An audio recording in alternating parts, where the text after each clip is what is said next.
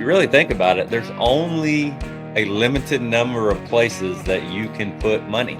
It's not a big old long list. And every place you put it has potential pros and cons. You put it under the mattress at home, yeah, it's there, maybe within fingertip length or reach from you, but you could get robbed. If you put it in the bank, yes, it's there, but what can you do with it? What is it giving you? You can put it in the market, yes, it's there, but what is it doing for you and what is it giving you? And is that the best possible use of what you want it to do? What do you think you'll be doing at retirement? And that's not hardly ever thought about. And so what do I mean by that? From my point of view, if you're driven, motivated, love being out and about, love giving, love helping, when you hit retirement age, you think you're just going to all of a sudden quit doing those things? There is so much power in following a plan that has some predictability attached to it, some certainty attached to it.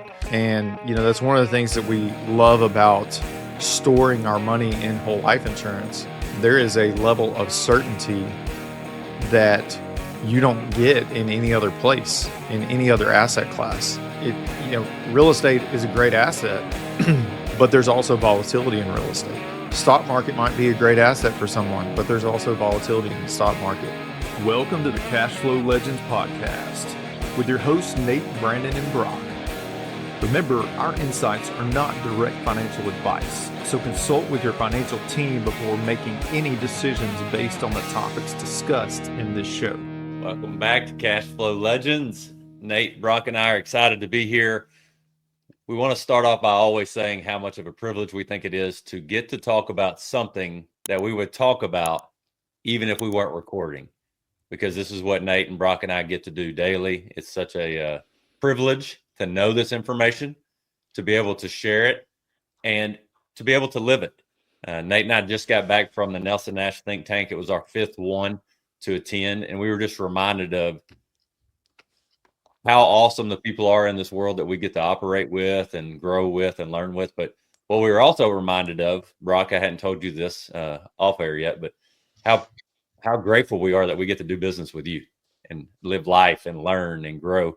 Your name came up many, many times at the Think Tank, all for good reasons, just talking about our podcasts and things we've done together and what we've learned from you. And my kind of go-to saying for Brock, Nate, is Brock and our relationship is proof that you don't have to be older to be wiser. And we take a lot of information from Brock, but Brock also receives information from us in a very sound way as well, in the walks of life that we've already been through that he hadn't gone through yet. So, it's a cool thing. We love doing this live with you. If this brings value to anybody, like, subscribe, all those things that the algorithms like. If you could feed that, that's great. Today, guys, we're going to be talking about, if you can see me, retiring rich, not just comfortable. And the minute I hear that statement, there's a lot of things we got to unpack, okay? So what if when you hear retire rich, let's just frame it that way first. Brock, when you hear retire rich, what does that mean to you? Does it make your skin crawl? Do you go, ooh, we got to break that down? What comes to mind? First thing that came to my mind was, oh, here comes another broke millionaire pitch. So because of that, I think we need to unpack that a little bit more, because most people see retirement as let me race to age 65 and see how much I can get in my my nest egg so that I can live retirement after that.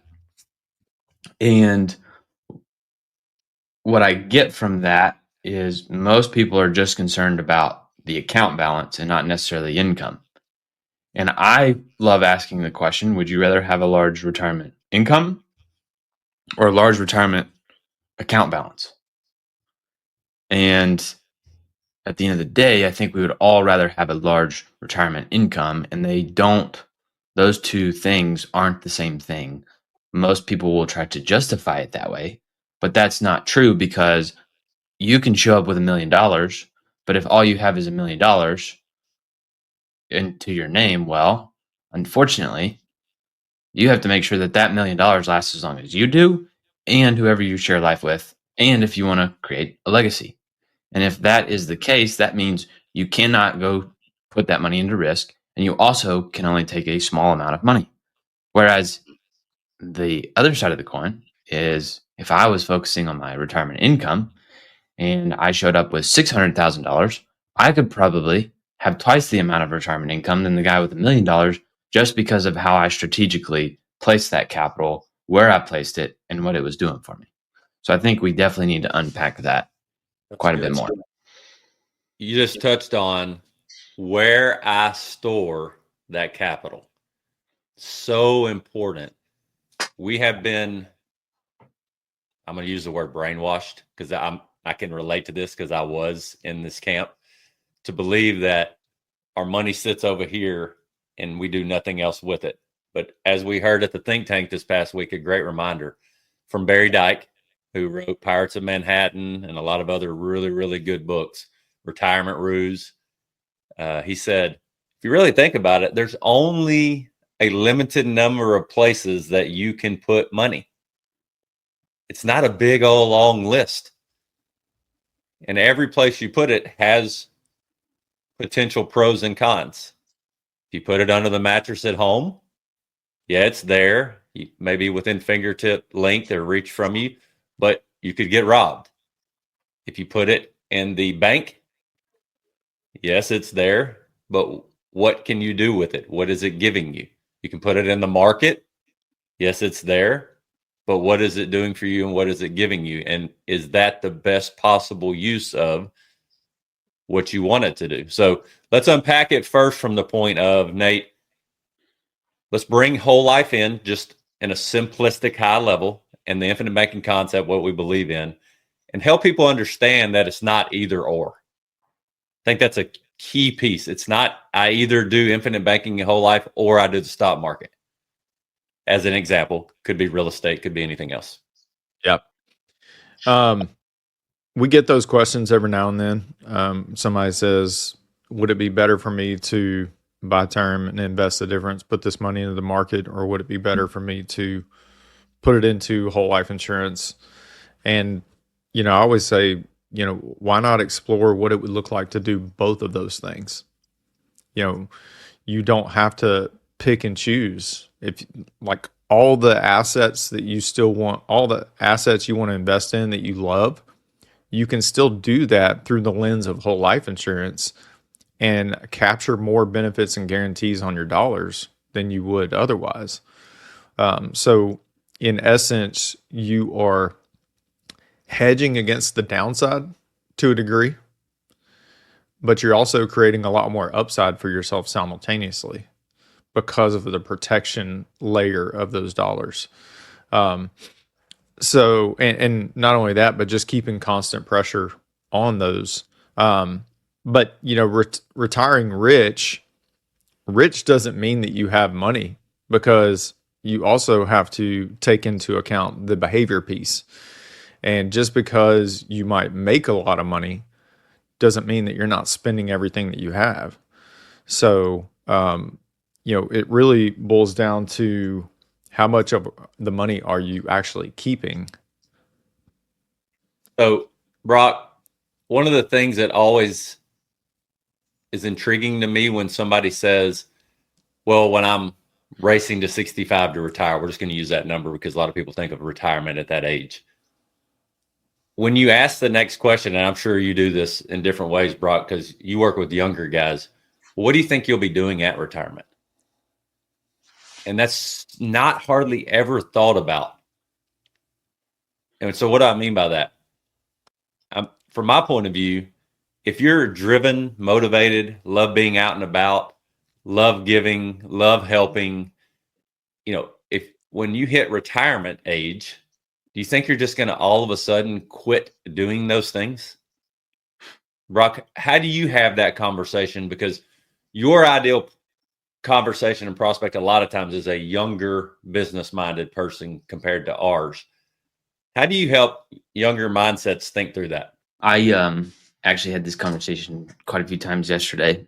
So First off, the first thing I think through when it comes to this, and a lot of people probably don't like me saying this, but I don't care, is you can't find the word retirement in the Bible. Yep. The concept of retirement, not in the Bible. Like, none of that is there. And one of the things that I talk about, especially with younger guys, girls, is they come to me for the fact of they want to retire early or become financially free. And my main question is, okay, well, once you get there, and then what? Most people think, oh, well, I'm done. I'm good. I'm out. And I challenge people to go find somebody who has retired before the age of 85 or 65. And I have multiple friends, that I think of that can retire in their 30s, 40s. And some of them have. And the longest one that they were retired for was about 3 months. And then they were like, all right, I think I'm done. I need to get back. Because when you remove yourself from community, when you remove yourself from service, you are either going to die or you are going to get the itch to go back and do something else. And one of the things that I always challenge people is go find somebody who's younger than 65 and can retire and tell me how that works. I'm thinking of a friend right now. He's a really good buddy of mine, and he recently just turned 40. But he has over 100K coming in a month from his investments. Is he done working? No, not at all. Does he have more freedom? Absolutely. But he's not done. And that's the thing that a lot of younger people have to think through is, well, what is life going to look like after? Yeah, I'm looking up the word retire and just being reminded. I think the first thing that we have to come to grips with facing face to face, like you just alluded to, Brock, is what does retirement really mean to you? Because if someone tells us it means that I'm going to do nothing, well, you can use your example you just said. Go talk to somebody who's already retired early. Or even go talk to somebody, if we have a member that's 60 and they can't wait to get to retirement, go talk to somebody that's 75 that retired at 60. When people are living a life that doesn't have purpose intertwined with their daily life, they begin to wither away. That sounds blunt. That sounds harsh, but it's true. And we can go to Newton's law, and object in motion stays in motion if we want to go that route. Genesis 2:15, the Lord God took the man and put him in the Garden of Eden to work it and take care of it. Nowhere does it say to retire from it. And Nate and Brock, we have this conversation a lot. The most valuable conversations I often have are from men and women who have lived life longer than I have, who've been able to say to me, Brandon, you're chasing the wrong thing. This is not what retirement is. Getting your money in order to where you can then take all that knowledge and wisdom to the next season of life, that's retirement. And Brock, you say it, your dad said it, I don't know where it came from originally, but we have to realize that every day Saturday when we retire. Yep. And that's so missed. Because I don't know if you are like me, but when a Saturday happens around my life, we spend a lot of money. Yeah. The expenses don't go down. They go up. I wish they were in school all week. Yep. So we have to understand this first. Nate, when you're having the conversation about retirement, I think it's really getting to the reality of, there's so many conversations we have where there's no real concrete belief in what that's going to look like. It's almost flippant in if we're going to get there or not. It baffles me because I used to do it. I couldn't tell you how I was going to retire, but I was supposedly doing everything to retire at 65. So, yeah, Nate, why does that happen? it's kind of strange. It's almost like we've been programmed to cross our fingers and hope it works out the way they say it's going to work out. Kind of like you. I mean, in my early working years, I believe that one day I might get to that retirement, whatever that looked like. I believe that I would get to that point one day, but I had no idea how I was going to get there. It was just a blind belief that if I just kept doing what Dave Ramsey told me to do, that one day I would look up and go, "Oh, I did it. I made it." Whatever. But we say so often, hope is not a financial strategy. And, there is so much power in following a plan that has some predictability attached to it, some certainty attached to it. And, that's one of the things that we love about storing our money in whole life insurance is there is a level of certainty that you don't get in any other place, in any other asset class. If real estate is a great asset, but there's also volatility in real estate. Stock market might be a great asset for someone, but there's also volatility in the stock market. And so having a place where you position yourself to have access to capital, to be able to take advantage of the things that are important to you, the opportunities that are important to you, the things that you believe in and you studied and is going to introduce a new level of certainty to that idea of retirement one day. And again, we're talking about the word retirement loosely because ideally nobody really needs a retirement plan. They need an income plan. They need a cash flow plan. Brock, how do you help through conversation and questions somebody really get clear on what seasons of life, how they occur? Because what is it your dad says often? You have the go-go years, the slow-go years, and the no-go years. Yeah.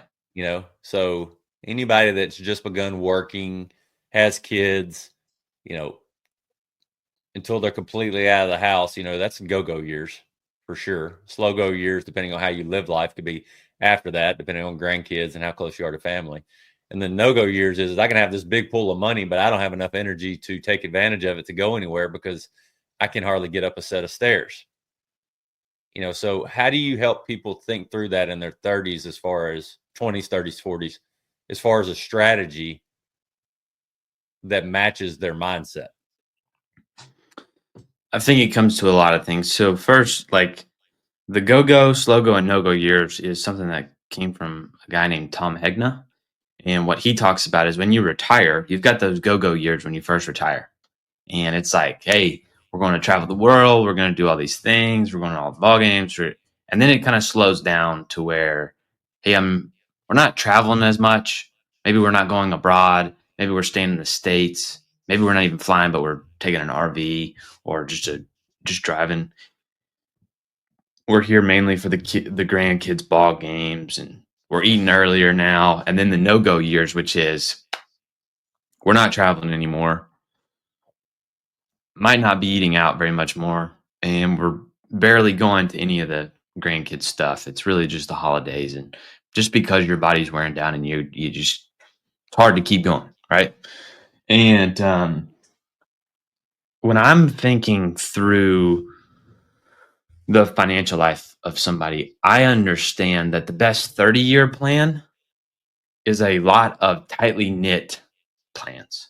For me, I meet with my clients on a quarterly basis because I want to make sure that we make calibrated decisions with what they have in that moment to position themselves the best. Because when you think about a space shuttle going to the moon, most people don't realize that every single millisecond, all the codes within the computer are tapping the ship back into its place to get to the moon's spot. It's not like, all right, we just made it 10 miles. All right, we're going to change course. We just made it another 10. We're going to change. No, it's every single millisecond, it's putting it back on course the whole way there.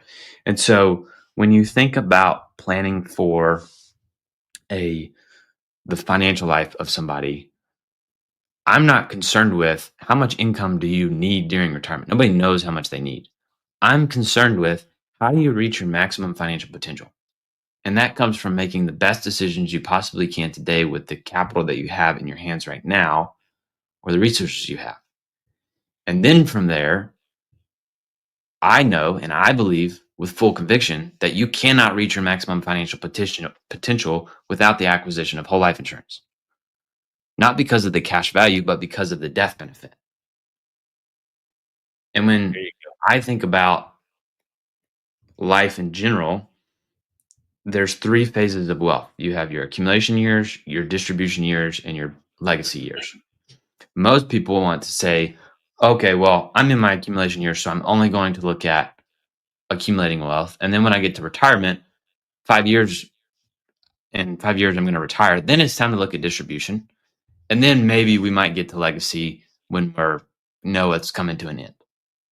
Like, these are not siloed decisions. Each one feeds each other and they flow together, and you need to have them coordinated and integrated together so that you're making the best decision. Because when you think about these 3 stages, they all work great. However, your legacy component is completely questionable. We have no idea when this legacy happens.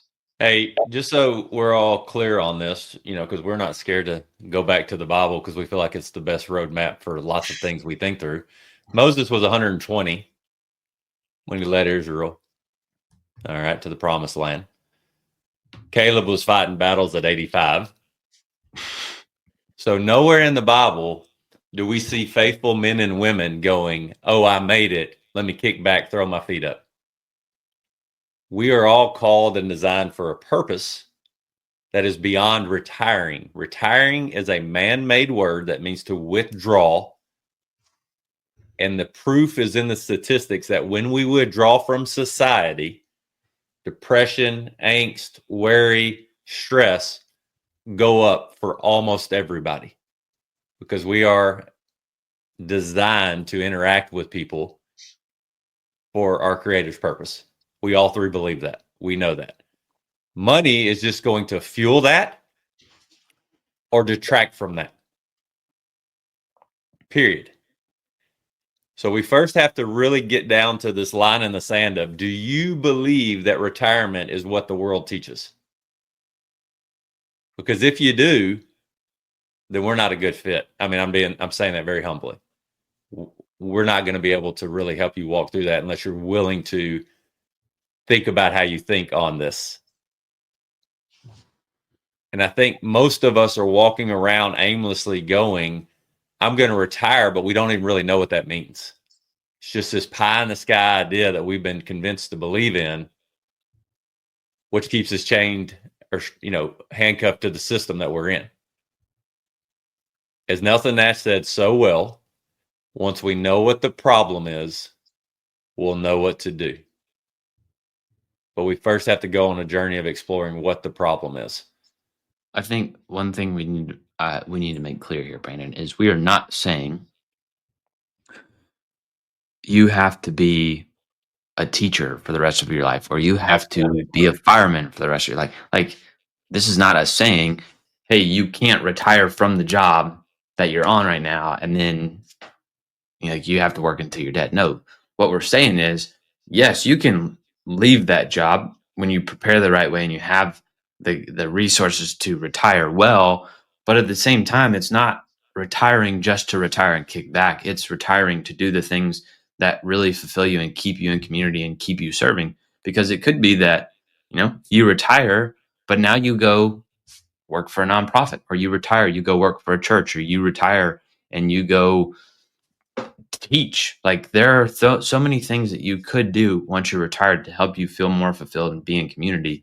And this is not us saying you have to stay at your job until you die. 100%.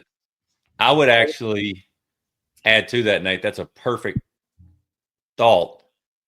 Is if our identity is fully in the work we do, you got a problem. We got a problem. So I was looking at a couple of little thoughts here. God calls us to new seasons, not inactivity. Our mission, advancing his kingdom, serving others, never stops. So here's some reframing of the word retirement. How about repositioning? Shifting to work that aligns with your season of life. How about refocusing? Using wisdom and experience to mentor and lead. Or how about reinvesting? Teaching the next generation how to steward resources and serving. That's what we're really saying. Nate, how many people do you talk to consistently that do not enjoy the work that they're in? Probably about half. That just doesn't seem okay. So why is that the case that we see that so often? I think the idea of purpose is left out of education. That we're trained and conditioned to, you've got to be trained up in whatever area of expertise that you want to be in or whatever, but no one ever really asks the question, do you believe that this is going to be in line with your purpose? I know people who have gone out and gotten degrees and careers because that's what their parents did, and they didn't even think about if it was something they wanted to do. They just did what their parents did. And there's nothing wrong with doing what your parents do if it's in line with your purpose. But I think it's kind of sad that half the people I talk to don't really enjoy what they do. Yeah, and let's touch on that real quick. We've got a few years on Brock, as y'all can tell by his smooth face. So I don't want to put across the message of like the years I worked as an educator didn't have purpose. There was a ton of purpose in that. But the more I began to learn about money and the truths about money and the mindset that I had that was flawed, that needed to be rethought through, that opened me up to new potential opportunities that I thought were never possible with new knowledge, which got me closer and closer to where I know right now I'm in alignment with, for this season of life, the purpose of what the Lord's called us to do. So I do think there's this balance between what does purpose really mean, because that is an ongoing thing. Brock's purpose right now and how he feels most called to live and lead, it could shift to another season of life at 35 or 40 if he's married with kids. But there's almost always going to be an alignment there of bringing value beyond our own self. There's always going to be alignment there of helping others. Would you agree with that, Brock? And something beyond just us. I would, absolutely. And I think I'm going through this program right now. And one of the studies that was recently done was employee productivity dropping. A lot of people that listen to this, we know, are employees. And the main reason that employee productivity drops is because of stressors that they bring to work from home. The number one stressor, finances. I am a firm believer that most people's emotional and financial hardships come from not being aware of what they have, not being aware of how they handle their finances, not being aware of how they handle their cash flow. Because I can tell you from experience, from my personal life, like when you can show up to a place and you know everything is taken care of, you show up differently.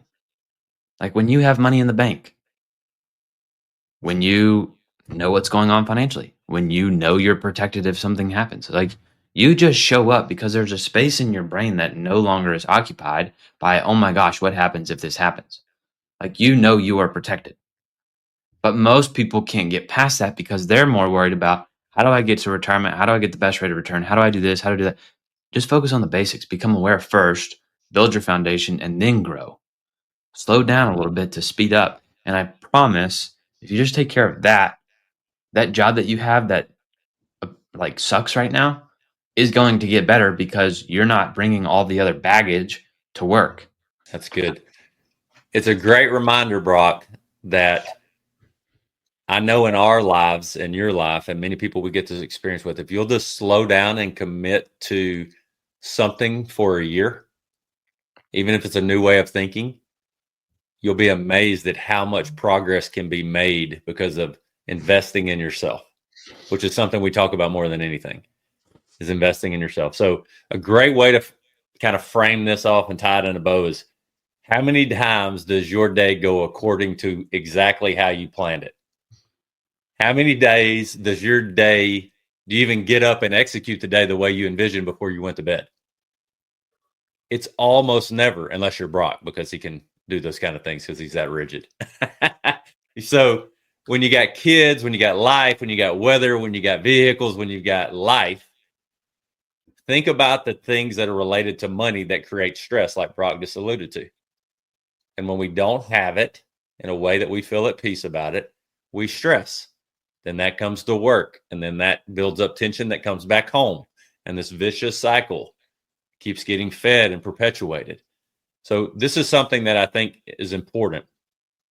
The only way you can know for sure if you're excited about where you're going is assess what you're currently doing to go that way, which means you got to slow down.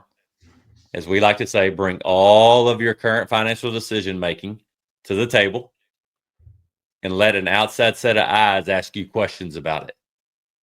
Hey, is this really what you're wanting to accomplish here with this financial tool? Or do you want to potentially learn something new about it? So often when we're talking to people, I said this 2 or 3 times yesterday, I'm not telling you to just use whole life as the place you put all your money and forget it. Actually, I'm saying the opposite. What if we explore if using whole life and the infinite banking concept could make what you're already doing better? What's the downside of that? Because almost everybody's burning energy, right? To try to be productive, to try to get to where they're going. But how do you get where you're going if you don't know for sure that's where you want to go? Yeah. You may get halfway there and go, oh, crud. That's not where I wanted to go. And Nate, how many times do we see that? They're halfway through life, 45, 50, and they re-become a your own banker, and they go, oh my gosh. And then they start panicking and going, it's too late for me, which is not. Let me say that again. It's not too late. You can start this mindset shift at 60, 70. It doesn't matter. But Nate, how many times do we see that? Many times. Yeah. To simply, many times. And what's fun is meeting people who come to that realization and then being able to sort of walk alongside their journey in discovering their purpose and what they really want to do and how they want to create a new path from where they were headed previously. So, it's a lot of fun to be able to get invited into those conversations and just kind of being part of people's stories. Yeah, at the end of the day, what we love about what we get to do, that we would talk about whether we hit record on this podcast or not, is helping people realize their greatest potential, which breaks our heart normally that we're walking around often at about 25% usage of what our maximum potential is because we think that's the way it's got to be. When just a few small tweaks and willingness to rethink our thinking, new opportunities start abounding and we start seeing things in front of us that we never saw before, which is a really, really cool thing that we want everybody to experience. So if you're listening and you're going, what's the next step if I'm intrigued about how to do this? Really, it's getting on a schedule and having a conversation with Nate, Brock, or I, and just going, hey, here's what I got. Here's what I want to know. That costs you nothing but a little energy and time. You can go to our website, cashflowlegendz.com, and book a consultation there. And if you're ready to learn more, the only thing that we ask is be willing to put in the time to get concrete on, is what I'm doing what I want to keep doing, or could it be better by what I learned from these guys here? At the end of the day, the only thing that could hurt is it takes up a little bit of your time and brain power. And Nate and Brock, we've yet to have somebody go through our entire process and not get to the end of it and go, I didn't learn anything. There's always something valuable that comes from it. So until next time, we'll hope you have a blessed week. We're going to dive into how to protect your wealth from the next potential financial crisis. We're not saying there will be or won't be, but there's always booms and busts in the economic cycles that we see in America. So how to be in a position to where you can let opportunity find your capital. We're grateful that you listened to us. Hit those likes and subscribes, and we'll catch you on the next one.